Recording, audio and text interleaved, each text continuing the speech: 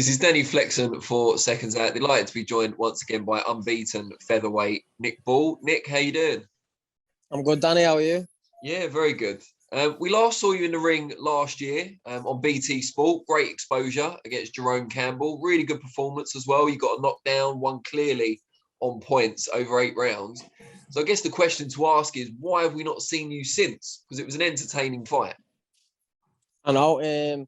It's a bit frustrating, really, but I was meant to box a couple of weeks ago, weren't I? Just on a small all show in Liverpool, but my opponent tested positive for coronavirus, so that one fell off 2 days before the fight, and then since no fight since. Hopefully, I'll have some news soon. But it is frustrating, but that's boxing, isn't it? As you know yourself, stuff like that happens, and you've just got to keep going and can't feel sorry for yourself. No, I agree. But even before that, after such an impressive performance on BT, I thought they'd have you back a bit earlier than that. Yeah, I did myself, to be honest. But as you know, these promotions, they've got the favourites, and they'll put them on first and stuff like that. But yeah, that's it, really. How did you feel about the performance itself? I mean, it's the second time you fought someone with a winning record, and it seems like that brings out the best in you. You obviously stopped Ryan Phillips, and now this fight with Jerome, you won every round and got a knockdown. Yeah, it was good. I learned a lot in that fight, and it was good experience to get the 8 rounds in. But that was just a little tiny fraction of me. That, but it was just another step in my career, which I felt like I learned from, and it was good. My first time to get on telly. But yeah, it was good, but I could do better, you know. My own worst cricket, so yeah, there's always room for improvement. What sort of reception did you get from people, especially on social media? Because you're very well known back home. You've been on a lot of small hall shows in Liverpool, but for a national TV audience, it was the first chance a lot of them had got to see you. I don't really know the feedback I got. I haven't really looked into it or anything like that, but I'm assuming it's good because my style's TV friendly, so I don't see why they couldn't be excited when I'm fighting. Yeah. I mean, I saw a lot of good feedback just on my timeline about you, saying, you know, oh, he's so aggressive, he's so entertaining, want to see more of him, all that kind of thing, which makes it even more of a shame you haven't been back on TV since. But hopefully that will change before the end of the year. Yeah, it needs to change because that's what I need to be doing, staying active, and then that's when you'll see the best of me when the opponents come to fight. That's when it'll really bring out the best in me and see what I'm about. Is there a chance for you to get in like the domestic title shake-up or nominated by for the board or anything like that? The British or even English if you need to kind of get active? Yeah, I don't know what's happening with the British. I know Lee Wood had it, but he won a world title, so I don't know whether he has to vacate it or watch it. Do you know if he has to vacate it? But if he does, that's vacant at my weight, yeah. So I'll be putting my name in for that, definitely. And someone you've been linked with regularly is Louie Lynn, who's fighting this Friday on the first of the BT Prospect shows.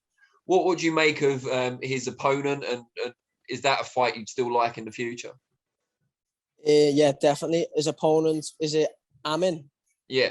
I haven't seen much of him. I've seen a few little clips of him. He looks good.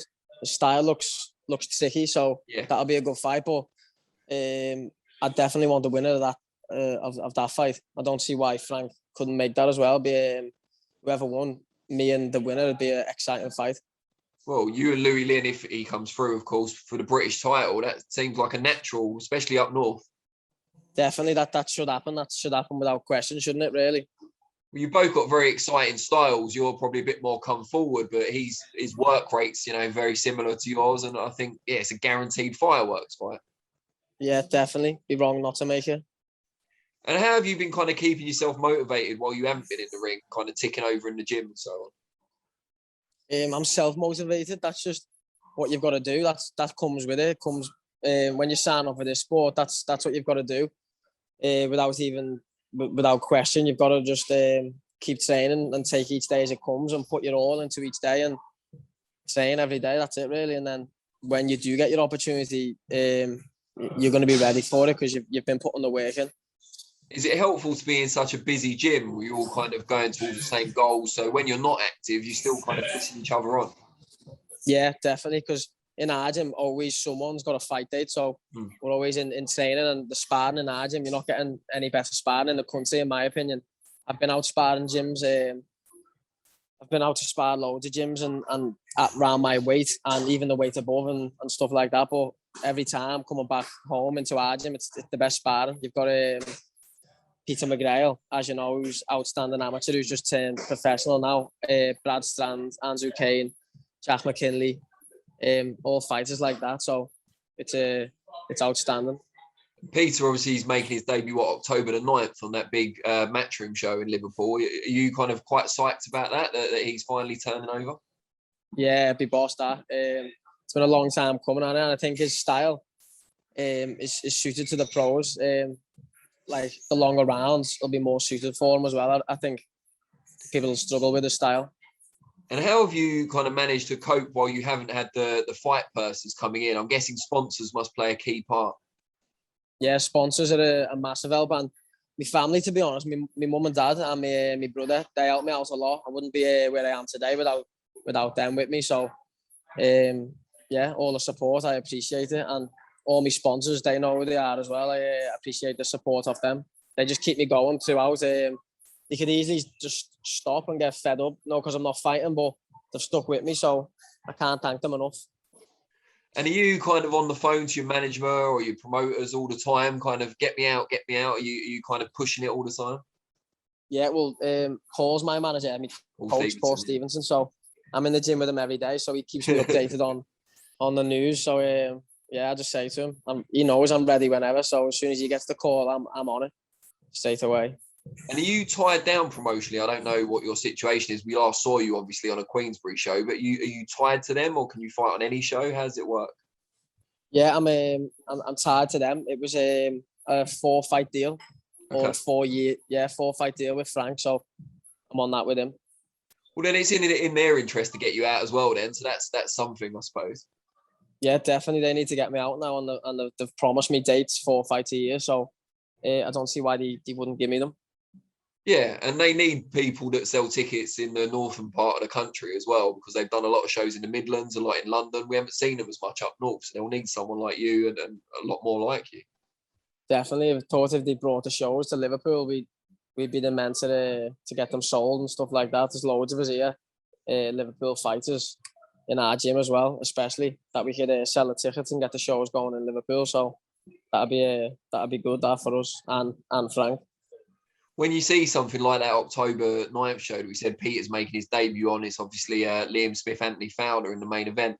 Do you get a little bit envious of that? Are they the sort of big Liverpool nights that you'd like to be involved in? Not envious.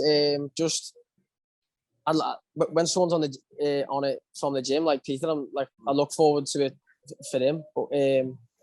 But it'd be great if any of us were on it with him. Still there, Danny? Yeah, I've still got you. Yeah.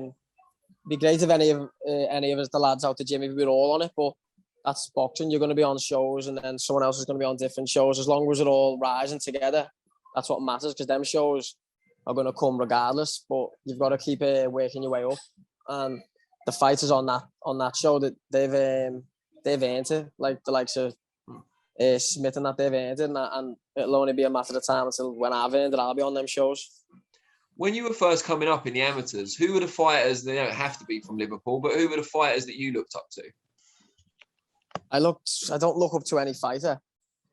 I watch fighters though, and take a little bit of the style and put it towards mine and stuff like that, like Floyd Mayweather, Mike Tyson, Canelo, Gervonta Davis, fighters like that with a similar style to mine. Wow. What kind of elements would you say you've taken from some of those? Like, give us a couple of examples. Like defense work.